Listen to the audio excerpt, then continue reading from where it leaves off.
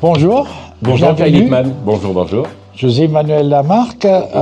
On est là pour notre demi-heure européenne avec un sujet d'actualité puisque c'est le début de l'été, c'est le début des vacances, mais dans une année extrêmement compliquée justement concernant ces départs en vacances. On a une situation extrêmement complexe au niveau pandémique. On a des réglementations très différentes qui en plus changent quasiment tous les jours. Je pense à l'Espagne ou au Portugal, la Grande-Bretagne, les premiers signes inquiétants en Grèce. Alors maintenant, on a une situation politique et sanitaire. Qu'est-ce que vous pensez, José Manuel, du certificat européen? Est-ce que ça fonctionnera? Le certificat européen, oui, ça peut fonctionner. Le certificat européen, qu'est-ce que c'est? C'est un certificat qui prouve que soit vous avez été vacciné, soit vous avez un antigénique, soit vous avez un PCR, soit vous êtes immunisé parce que vous avez eu le Covid, et puis vous avez un certificat qui prouve certificat sur certificat. Je pense que le problème, il n'est pas là. Ce n'est pas la question vraiment du certificat. Il faut aller au-delà de tout ça. À mon avis, il y a un autre problème qui vient se greffer là-dessus, deux autres, c'est économique et environnemental. Il ne faut pas oublier que la Grèce vit de son tourisme. La Grèce est productrice d'huile d'olive et du tourisme. La Grèce vit du tourisme. Alors supprimer le tourisme en Grèce, c'est même pas la peine d'y penser, c'est pas possible. Le pays a connu une crise économique quand même qui a démarré en 2008. La Grèce était à genoux. Moi, j'ai toujours considéré que c'était un laboratoire d'eugénisme économique. Ce que le FMI et l'Europe ont fait en Grèce, c'est vraiment de l'eugénisme économique. Le Portugal, c'est 25% de son PIB, quand même, le tourisme. L'Espagne, c'est un petit peu plus. Donc, il y a trois pays phares où il fait beau, il fait chaud, et on aime bien être en vacances là-bas, on est d'accord. Il y a un problème épidémique. On ne parle pas de l'Italie. Vous avez remarqué, on ne parle pas de l'Italie. Pourquoi on ne parle pas de l'Italie? Parce que l'Italie, c'est la troisième puissance économique européenne. Et puis, il faut dire aussi la vérité, c'est que l'Italie, c'est très agréable de passer ses vacances en Italie, mais l'Italie, c'est un peu plus cher que le Portugal, l'Espagne et la Grèce. Donc, on met l'Italie de côté. Je pense qu'on est à la croisée des chemins. Il y a quelques années, on a beaucoup réfléchi sur le tourisme. C'est vrai que le tourisme fait partie des premières pollutions mondiales. Ça, c'est une évidence. Il faut repenser le tourisme, et bien sûr, repenser le tourisme de masse.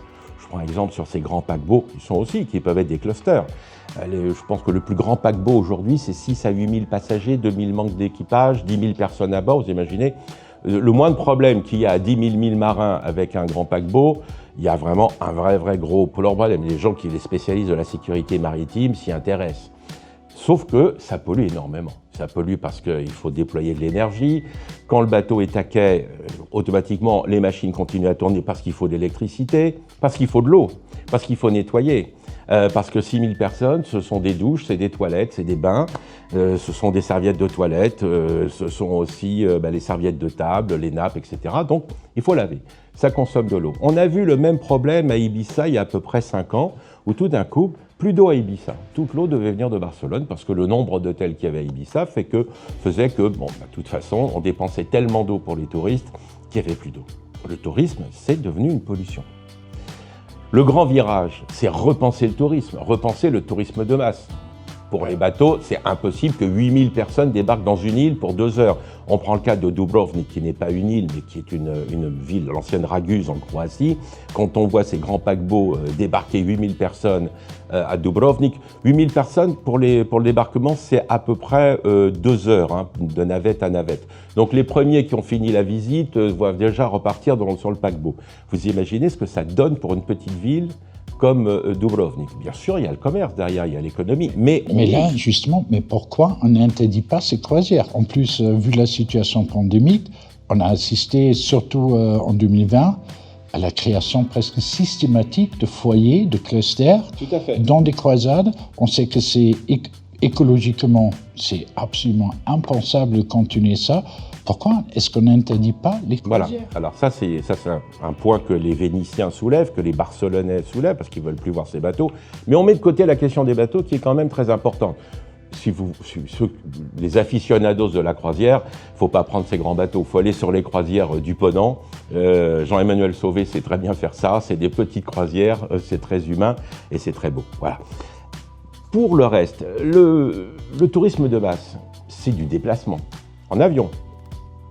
Donc là, on a une trace. hein, quand même, on a une trace de pollution très importante. Une fois de plus, la question de l'eau, parce qu'on va toujours dans les pays chauds où on a besoin d'eau. Donc on est en train de repenser le tourisme de masse. C'est pas abouti, bien évidemment, parce que comment dire aux clients, non, ne venez pas tous. Comment dire aussi au pays, vous avez un tourisme de masse, il faut changer parce que vous allez être attaqué au niveau de la pollution. C'est difficile. Alors bien sûr, on pense à des tourismes plus environnementaux, j'allais dire. En Grèce, ça existe. Et puis il y a la pandémie qui vient se coller là-dessus. Et là, quelque part, la question que la pandémie se colle sur ce point de tourisme fait qu'on va peut-être beaucoup plus penser à une nouvelle forme de tourisme à cause de la pandémie. Il y a un grand virage qui va être pris. Mais si vous prenez le cas de la pandémie, on vous dit qu'il ne faut pas aller en Grèce, il ne faut pas aller au Portugal, il ne faut pas aller en Espagne. Donc ça veut dire que les littoraux français vont être bondés. Ça va être bondé. Mais c'est le souhait du gouvernement qui a quand même lancé ce concept des vacances bleu, blanc, rouge. Bleu, blanc, rouge, mais attendez, les littoraux, nous avons beaucoup de littoraux, de Dunkerque à Hendaye et puis de Perpignan jusqu'à Menton. Bien évidemment, on a des... Enfin, tout le monde ne pourra pas aller sur les littoraux. Ça pose déjà un problème dans certaines stations, dans certaines villes. On demande le port du masque dans la rue. On va peut-être demander le port du masque sur la plage parce qu'il y aura trop de monde. Donc le tourisme, il est à repenser et je pense que la question de la pandémie fait que les spécialistes du tourisme, d'ailleurs l'Organisation internationale du tourisme s'y penche depuis pas mal de temps, c'est-à-dire comment repenser le tourisme parce que nous sommes très nombreux. Attention, qui nous sommes très nombreux? Ceux qui ont les moyens de voyager. Qui sont de moins en moins nombreux. Ils sont de moins en moins nombreux, mais ça fait déjà une masse. Il faut le dire, parce qu'il n'y a pas que le tourisme d'été, il y a le tourisme dans l'année. Hormis le tourisme sur les stations d'hiver, il y a tous les seniors qui peuvent partir en vacances toute l'année. Et là, l'industrie touristique aussi, elle fonctionne toute l'année. Donc tout ça, c'est à repenser. Mais je pense que la pandémie va être sûrement un accélérateur. Mais un accélérateur aussi parce que pour le cas de la France, chère France, un corne d'abondance, que ce soit les hôteliers, les restaurateurs, ont été soutenus par le gouvernement. Ils ont été soutenus par l'État. Ce n'est pas le cas des hôteliers-restaurateurs du Portugal, de l'Espagne, de la Grèce, de l'Italie, de l'Allemagne, etc. Là, il n'y avait rien. Donc, c'est bien évident que dans ces pays-là, il faut qu'ils se refassent très vite une santé. C'est une évidence. Donc, impossible, d'ailleurs, la semaine dernière, nous l'avons vu sur le journal, je pense, de France 2, où l'ambassadeur d'Espagne à Paris est intervenu en disant non, on est un pays touristique, il n'y a pas une pandémie dans toute l'Espagne, seulement il faut faire attention. Alors bien sûr qu'il y aura sûrement des clusters, mais tout ça c'est à repenser. Je crois qu'on a deux sujets là, parce qu'effectivement le changement du paradigme du tourisme a commencé bien avant le début de la pandémie. Oui, on pensait déjà autrement il y a déjà une dizaine d'années. Et aujourd'hui on a en plus une situation d'actualité. On vient d'évoquer le Portugal il y a 3 semaines. L'Allemagne avait reclassé le Portugal en zone à variant, ce qui impliquait pour les touristes allemands se trouvant à ce moment-là au Portugal une quarantaine de 14 jours à la rentrée incompressible. La grande surprise pour les gens qui se trouvaient sur place, c'est pendant tout un week-end, il y avait des douzaines et des douzaines de vols qui rapatriaient les touristes allemands juste avant ce passage du Portugal en zone à variant. Donc une empreinte carbone encore plus importante. Terrible sur ce côté-là, mais aussi terrible pour les touristes qui avaient rempli toutes les conditions, les certificats, les tests, les certificats de guérison, etc., et qui quand même ont dû écourter leurs vacances parce que du coup, il y avait un changement. Et on va assister à plein de situations comme ça ces prochaines semaines. L'Espagne qui, cette semaine, est passée aussi zone à haut risque, ce qui implique des changements. La Grèce, on ne sait pas comment ça va continuer. Et vous avez raison, ce serait catastrophique pour la Grèce. La Grande-Bretagne, à nouveau, avec des taux d'incidence extraordinaires. Dans le nord de la Grande-Bretagne, un taux d'incidence de 750 à nouveau. En même temps, on assiste à des déconfinements totaux. La Grande-Bretagne va tout rouvrir, laisser tomber toutes les mesures. Et ça, à un moment où la pandémie est en train de reprendre.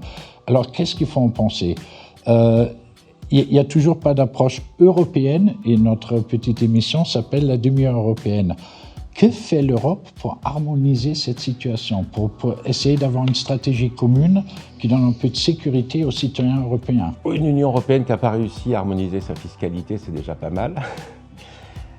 On a parlé, il y a 3 points importants que vous avez soulevés. On a parlé de comment repenser le tourisme. Il ne faut pas oublier qu'il y a 10 ans, c'était 2011, l'Europe était en crise économique. Ça a commencé par la Grèce, et puis après, elle avait déjà commencé, mais en 2011, la Grèce était déjà à genoux, ça a été le Portugal, ça a été l'Espagne. L'Espagne, il faut voir ce que ça a donné. 1 million d'appartements et de maisons non vendus en Espagne, et qui ne sont toujours pas vendus. Hein, c'est pas bon. Le deuxième point important, où en sont les compagnies aériennes? Parce que cette pandémie, la crise économique, etc., avait déjà affaibli les compagnies américaines. Souvenons-nous quand même que dans les années 60-70, il y avait 2 compagnies américaines qui s'appelaient Pan American et TWA, qui ont totalement disparu. Et c'était des monstres. Ça a disparu. Où en sera le marché aérien en Europe dans quelques mois? Quelle compagnie aura les reins assez solides pour tenir parce qu'il y a eu la pandémie, parce qu'il y aura un problème avec les vacances, parce qu'il y aura un problème de transport, tout simple. Le troisième point, vous avez parlé de la Grèce. Le gouvernement grec a décidé tout simplement, on ne va pas fermer la Grèce, c'est impossible. Donc il y aura des confinements dans certaines villes, mais des confinements pour les locaux, pas pour les touristes. C'est ce qui s'est passé à Lisbonne pendant 2 ou 3 week-ends. Les Lisboètes ne pouvaient pas sortir et entrer. Enfin, ils ne pouvaient pas sortir de Lisbonne, il fallait rester chez eux. Mais les touristes qui avaient une adresse à Lisbonne pouvaient entrer et sortir. Il y a toujours une différence entre le local et le touriste. C'est bien évident, ce sont des raisons économiques. Alors quoi en penser aujourd'hui? Je pense que l'Europe, quelque part, c'est la preuve qu'aujourd'hui, cette Europe a 27. Et on peut dire qu'une fois de plus, le mur a disparu, mais l'Europe, elle est coupée en 2. Il y a toujours l'Est et l'Ouest. Il y a une partie de l'Est qui dit à Bruxelles, écoutez, vous êtes gentils, vous ne mêlez pas de nos affaires, nous on est arrivés les derniers, mais quand même, s'il vous plaît, il faut un peu ralentir ce que vous faites. Et l'Ouest qui est toujours le grand instituteur par rapport à l'Est, en disant on va vous dire comment il faut que vous viviez. Oui, actuellement, on est en faillite totale. On est en faillite totale. Mais il ne faut pas oublier que le 1er mai 2004, quand 10 pays européens sont entrés dans l'Union européenne, 10 pays du continent, plus Chypre et Malte. Malte a d'ailleurs tout fermé. Je ne sais pas ce qui va se passer à Malte. Hein. Je ne sais pas ce qui va se passer à Malte. Mais il ne faut pas oublier que quand ces pays-là sont arrivés, les pays du bloc communiste, que ce soit les pays satellites de l'Union soviétique ou l'ex-Yougoslavie, c'était des pays qui avaient, comme tous les pays européens, subi la Seconde Guerre mondiale, l'occupation allemande. Après, il y a une occupation communiste, 45 ans. Et tout simplement, ces pays, quand ils sont entrés en 2004, se sont retrouvés là où on les avait laissés en 1939. Ça, c'est historique, c'est comme ça. Il faut comprendre pourquoi c'est différent par rapport à nous. Maintenant, par rapport au tourisme, je pense que Bruxelles est un petit peu dépassée par les événements, quand même. D'ailleurs, c'est pas tellement dans ses attributions de s'occuper du tourisme, hein, quand même. On pourrait également dire que ce n'est pas tellement de ses attributions de s'occuper de la santé, et pourtant, on est dans une situation où tout le monde comprend qu'on ne peut pas résoudre une pandémie qui, par définition, n'est pas nationale, avec des approches nationales. Mais Kai Littmann, souvenez-vous, dans les années 85-90, l'Europe avait mis en place un système de prévention anti-épidémique. C'était une vieille idée de la Commission européenne. Qu'en est-il de ce système depuis le début de la pandémie? On n'a pas du tout entendu parler. Il n'a jamais été testé, il n'a jamais été mis en œuvre. Il n'y a pas de responsable dans les pays, il n'y a pas de référent. Cette Europe de la santé n'existe pas. Mais ça repose le problème de l'Europe libérale. Si c'est une Europe libérale, chacun a le droit d'agir comme il veut, puisque c'est ça le libéralisme. Si Bruxelles veut émettre des dictats, on n'est plus dans l'Europe libérale. Et c'est un petit peu aussi ce que les États membres de l'Est, la Pologne, la Hongrie, la République tchèque, le président Zeman de la République tchèque, font entendre un peu à Bruxelles, en disant « Attendez, vous nous parlez de libéralisme, mais quand on prend quelques décisions, vous nous tapez sur les doigts. Où est le libéralisme ?» Je pense que tout ça, le problème aujourd'hui, c'est que nous sommes à un grand virage sociétal, nous sommes à un grand virage économique, civilisationnel. Il va falloir repenser, j'espère que certains ont commencé déjà à penser, il va falloir repenser la globalité pour avancer vers le plus petit dénominateur commun. Quand la déclaration Schuman de 1950, quand Robert Schuman a déclaré au Quai d'Orsay la mise en place de la CECA, c'est-à-dire la mise en commun du charbon de l'acier allemand pour la reconstruction.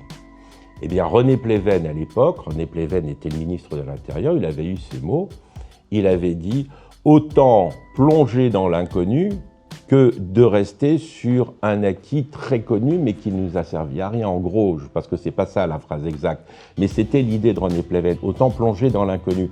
C'était de la hardiesse, c'était de l'aventure. Oui, mais il fallait le faire parce que c'était un besoin. Je pense qu'aujourd'hui, repenser tout ça, mais il faut aussi se plonger dans l'inconnu du futur et dire on va essayer d'imaginer autre chose, tout en préservant les droits fondamentaux et les droits de l'homme. Nous sommes à Strasbourg, la Cour européenne des droits de l'homme, elle existe, le Conseil de l'Europe, ça existe.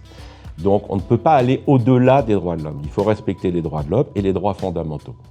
C'est ça le plus important. Ce qui n'est pas toujours le cas. C'est pas toujours le cas. J'aime bien cette approche-là parce qu'effectivement, il faut repenser le rôle de l'Europe dans une situation comme celle actuellement.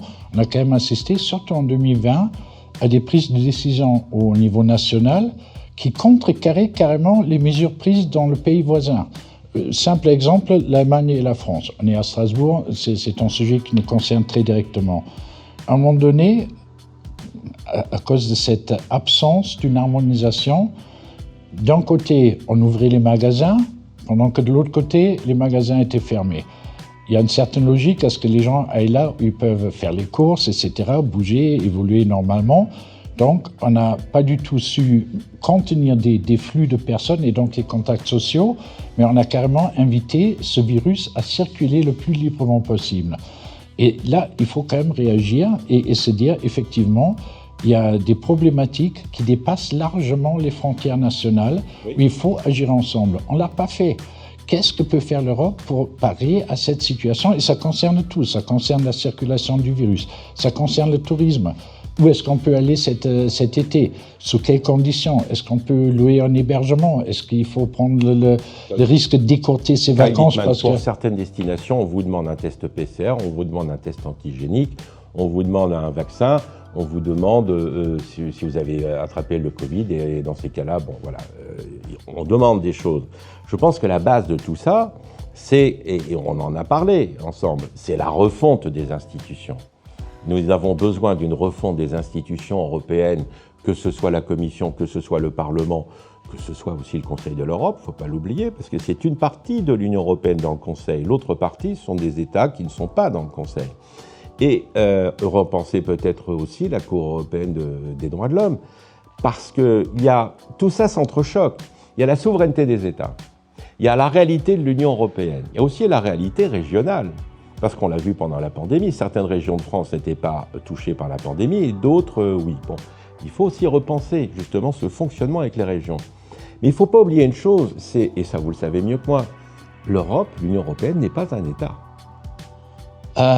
Ce n'est pas un État. Malheureusement, parce que très sincèrement, on a eu deux crises majeures. On a eu 2008, où la crise n'était pas sanitaire, mais elle est devenue sociale. Financière, économique, sociale. Vous l'avez évoqué, la situation en Espagne, avec 1 million d'appartements, auxquels il faut ajouter aussi tous les appartements saisis pendant cette crise de 2008. Mais ça c'est en blow, hein. Ça c'est le blow, parce que de toute façon, ceux qui avaient escroqué sont partis en Amérique du Sud. On pourra un jour en parler de la situation économique, de la crise espagnole. Il y a un très bon livre espagnol qui s'appelle « Quand tout était solide », « Cuando todo era sólido », qui explique toute la crise. Mais donc, on a deux crises majeures qui ont ébranlé l'Europe, mais vraiment complètement. Donc, 2008, crise économique qui a conduit à une crise sociale. 2020, crise sanitaire. Et tout ça, ça démontre quand même une absence européenne là où on a le plus besoin de l'Europe. C'est la raison pour laquelle nous aurons une troisième crise qui sera la crise européenne. Parce qu'une remise à niveau et puis un bilan, le bilan va donc donner contre la crise financière, économique, sociale et pandémique, il faudra revoir toutes les institutions européennes. Pensons solution, parce que je crois qu'on est d'accord sur cette nécessité.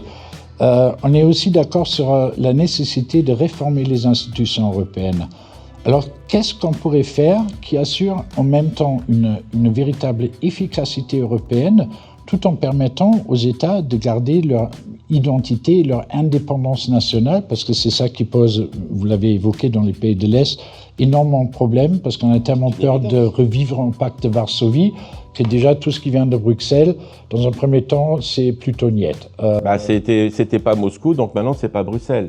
Mais je crois que fondamentalement, la question, elle est qu'aujourd'hui, on a tenté en 2005 le traité constitutionnel, le projet, mais déjà l'Europe s'était emberlificoté les pieds dans le tapis parce qu'on ne voulait pas reconnaître les racines judéo-chrétiennes de l'Europe, ce qui était une erreur, parce que c'est historique, on ne peut pas aller contre l'histoire et la géographie. La question aujourd'hui, c'est que, mais ça fait très longtemps, le nombre de spécialistes que j'ai rencontrés, d'experts concernant les questions européennes, que ce soit Gérard Nafilian, qui était un des premiers, professeur Nafilian, que je salue, et d'autres, dès les années 80, vous savez, on en parlait, on disait, mais ce dont l'Europe a besoin, et c'était une Europe 6, 12, 15, c'était pas aujourd'hui l'Europe des 27, ce dont l'Europe a besoin, c'est qu'aujourd'hui, et je pense à Guy Carcassonne qui malheureusement nous a quittés, c'est que des constitutionnalistes européens travaillent sur un système. Parce que nous connaissons tous les systèmes. Nous avons connu, dans l'histoire du monde, la tyrannie, la dictature, la République, la fédération, la confédération, la monarchie de droit absolu, la monarchie constitutionnelle. En gros, voilà à peu près tous les systèmes, j'en oublie peut-être un ou deux, vous me pardonnerez. N'y a-t-il pas un système constitutionnel à inventer pour l'Union européenne? C'est aux constitutionnalistes de se pencher dessus, mais aussi nos grands penseurs de Bruxelles, que ce soit la Commission européenne, que ce soit aussi les parlementaires, il faut aussi les impliquer. Ça serait bien qu'ils incluent dans leurs travaux des anthropologues, des ethnologues, des géographes, des historiens, des constitutionnalistes, des scientifiques, parce qu'on a besoin de cette trame, on a besoin de cette matière, on a besoin de cette tripe intellectuelle pour avancer. Ça ne peut pas se dérouler en eurocrates et technocrates, c'est pas possible. Ça peut pas être un club privé qui décide pour tout le monde.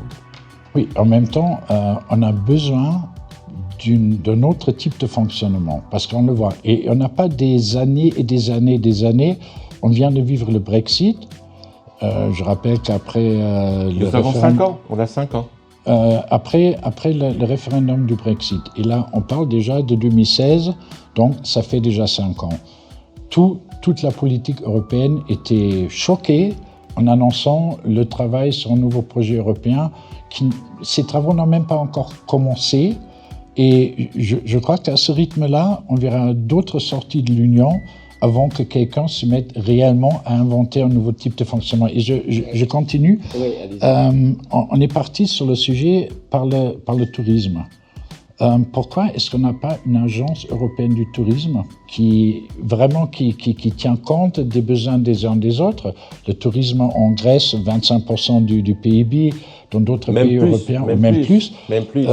On a d'autres pays où le tourisme joue un rôle absolument moins. Mais il faut concerter tout ça. Il faut une agence.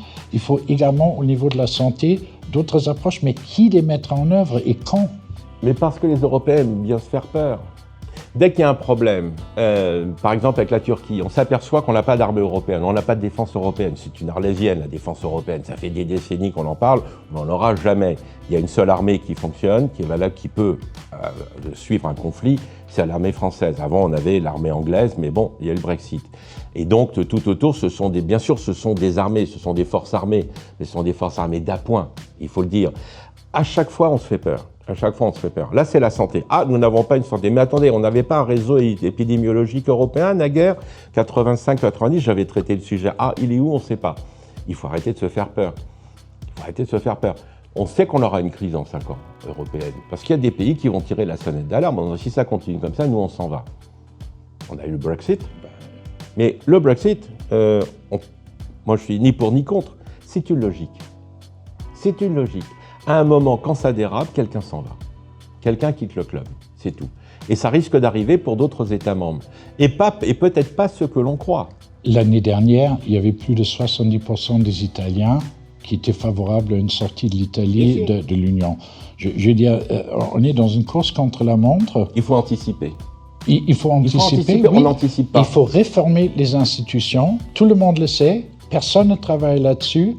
Et on regarde les bras croisés, comme pour le Brexit, que l'inévitable arrive pour après verser des larmes de crocodile. Kai Littmann, 1990, tous les Européens de l'Ouest à l'époque étaient au balcon à regarder les guerres de Yougoslavie. Nous ne sommes pas intervenus au tout début, quand c'était l'armée fédérale yougoslave contre la Slovénie. On aurait pu intervenir, il n'y aurait pas eu les massacres de part et d'autre que l'on a connus dans cette guerre qui a duré des années. Il faut anticiper, se poser la simple question, si les Écossais sont indépendants, peuvent-ils rejoindre l'Union européenne? Vont-ils devoir tout simplement intégrer l'acquis européen des centaines de milliers de pages alors qu'ils l'ont déjà? Tout ça, c'est des questions qu'il faut régler. Mais souvenons-nous du passé, ne faisons pas les erreurs du passé. Moi, je pense qu'il faut malheureusement déjà arriver à la fin, mais je vous entends et ça rejoint ce que je pense. Il faut beaucoup plus d'Europe, il faut beaucoup plus d'efficacité européenne.